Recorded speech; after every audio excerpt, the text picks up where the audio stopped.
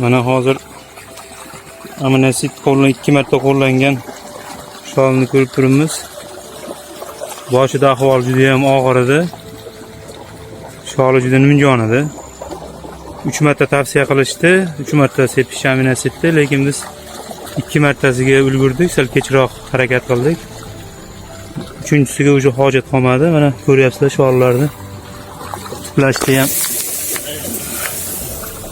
boshoqlari ham yaxshi, ancha nima bo'lgan bu yer. O'tgan yili yaxshi hosil bermagandi. Bu yil mana 2 marta aminosit preparatdan foydalandik. Holati yaxshi. Xudo xolasa barakasini bersin. 6 gektar yerga 2 marta dorini sepib aminositni qo'lladik. Bu yildan ertaroq boshlab shuni bir 3 marta qo'llab, mutaxassislar o'zlari tavsiya qilganda 3 marta qo'llab ko'ramiz. Xudo xolasa bundan ham yaxshi bo'ladi.